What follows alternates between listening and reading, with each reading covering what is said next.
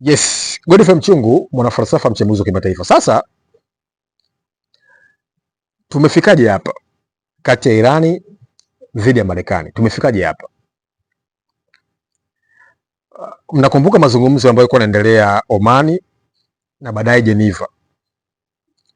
Yalikuwa ni mazungumzo makali sana ambayo yalikuwa yanaongozwa na kina Steve Witkoff, Jared Kushner. Hiyo ni counterpart ambayo ilikuwa ya Marekani, lakini counterpart huku ya Irani ilikuwa inaongozwa na Abbas Araghchi, waziri wa mambo ya nje wa taifa la Iran. Kuna hoja ambazo ukitazama zilitolewa, ambazo ukitazama sasa katika dhana ambayo inaitwa negotiation ndio zilipelekea mpaka leo hii kufika hapa tulipofika. Kwa mfano, Marekani walitoa hoja 5 za msingi za kuweza kumaliza vita au za kuweza kufikia mpango wa amani wa nyuklia, kama vile ambavyo hoja msingi ambazo zilikuwa mezani. Ya kwanza walisema Iran iachane kabisa na mpango wake wa nyuklia. Hoja ya kwanza. Hoja ya pili wakasema Iran ichukue mpango wake wa nyuklia ambao umerutubishwa kwa 60% upelekwe Marekani au upelekwe katika nchi ambayo inaaminika na wote, kwa maana kwamba nchi ambayo itakuwa na trust.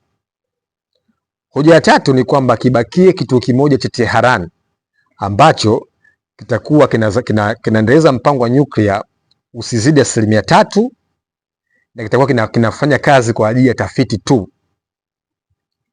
Hoja ya nne ni kwamba vituo vya Fordo, Isfahan na Natanz viharibiwe kabisa. Lakini hoja ya tano, Irani itengeneze sera ya taifa ambayo itakuwa inasema kwamba wao kama taifa hawataendeleza tena mpango wao wa nyuklia. Hizi zilikuwa ni hoja za upande wa Marekani ambao kiongozwa na kina Jared Kushner na Steve Witkoff.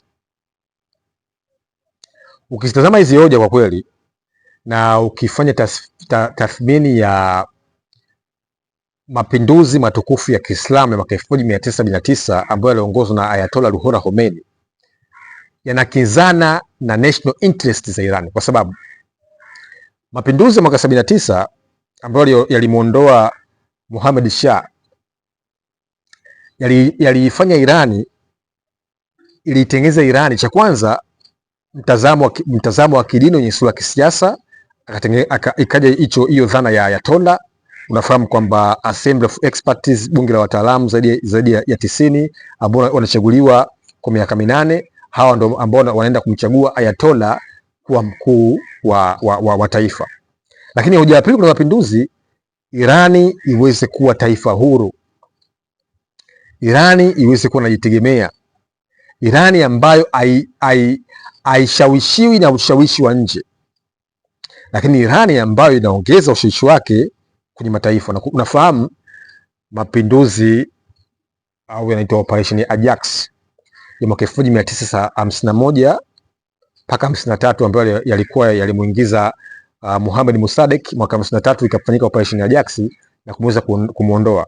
Kwa hiyo Iran walikuwa wanataka kuweza kuwa taifa huru. Sasa ukitazama hizi demand ambazo waliziweka Marekani kwenye meza mazungumzo, kwamba Irani yaachane kabisa na mpango wake wa nyuklia, kibakie kituo kimoja cha Tehran cha kitafiti, itengeneze sera ya taifa kwamba wataendeleza mpango wa nyuklia, vituo vya Fordo, Isfahan na Natanz kwamba viharibiwe, vilikuwa vienda kukinzana na maslahi ya nchi ya Iran. Lakini mnakumbuka Netanyahu walifanya safari kwenda Marekani, akasema kwamba anaenda kuzungumza na rafiki yake Trump katika mazungumzo ambayo yamekuwa yakiendelea katika nchi ya Oman, na tukashuhudia baada ya pale Trump akabadilisha mtazamo, na inatajwa kwamba kwenye mazungumzo ya Geneva, Uswizi, Jared Kushner, Steve Witkoff, baada ya Irani kuweza kukataa hoja 5 zile ambazo Marekani wamezitoa, walitoka wamekasirika.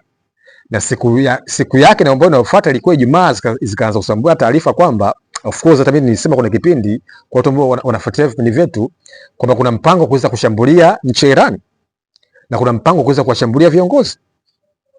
Maana kwamba negotiation ilifikia kwenye hatua ambayo inaitwa negotiation deadlock. Nitaje kuzungumza baadaye huko mbele ya safari dhana ya negotiation kisomi, kwa sababu mimi ni mtaalamu vile vile. Moja masomo yangu ambayo nimesoma masomo ambayo yanaitwa conflict resolution. Nimesoma negotiation vizuri na nimefundishwa vizuri vile vile. Nitaje kuzungumza kwa masuala ya deadlock negotiation, mediocre diplomacy, mediocre negotiation na negotiation power. Hilo nasoma siku nyingine.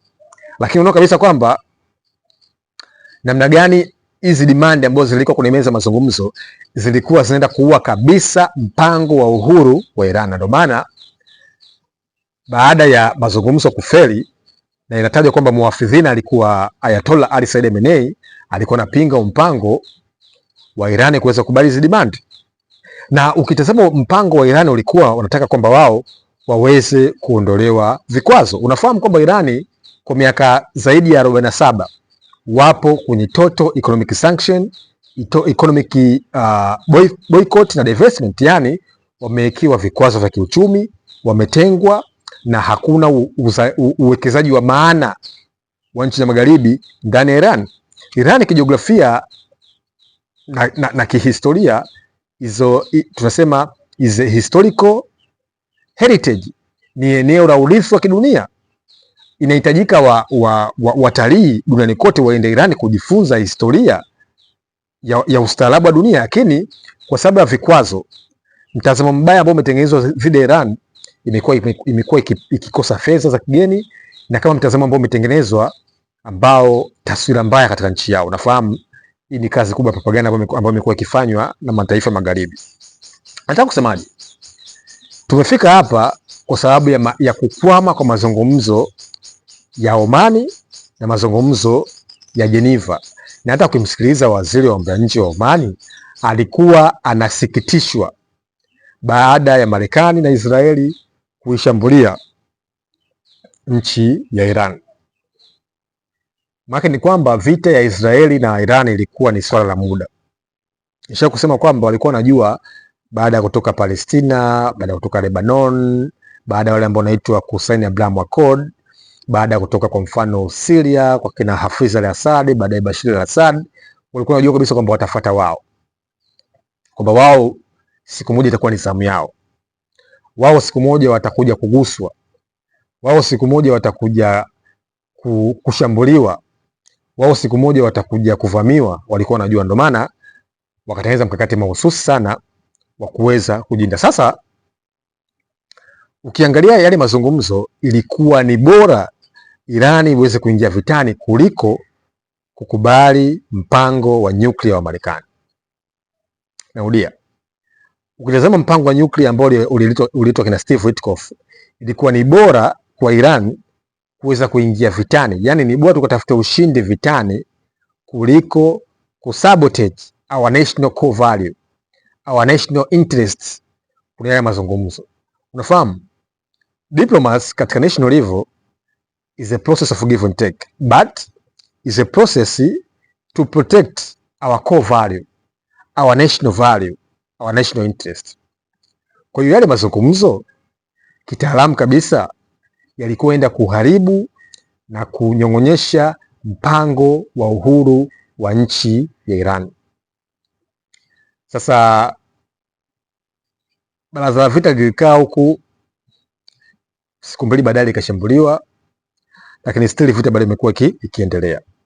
Lakini nakumbuka Trump mwaka jana alipiga fodo Isfahan na Tans na zile B2, na akaja kwenye dunia akajisifia kwamba mimi rais ambaye ninaweza kufanya kitu ambacho wengine hawawezi kufanya, rais ambaye nimeweza kuipiga fodo, rais ambaye nimeweza kuipiga na Tans, rais ambaye nimeweza kuipiga Isfahan, na tumeharibu kabisa, alisema obligated, tumeharibu kabisa mpango wa nyuklia wa Iran. Lakini Trump huyu atakuja kuivamia Iran kusema kwamba Irani hawezi kuendeleza mpango wake wa nyuklia. Dunia ni ngumu sana ndugu zangu. Dunia hii haipo kama unavyoiona. Dunia hii imekuwa inachagulia watu mahali pa kuona uovu. Kwa mimi kwa analysis yangu naweza kusema kwamba tumefika hapa kwa sababu ya mpango wa kukwama wa nyuklia katika nchi ya Geneva, baadaye Oman.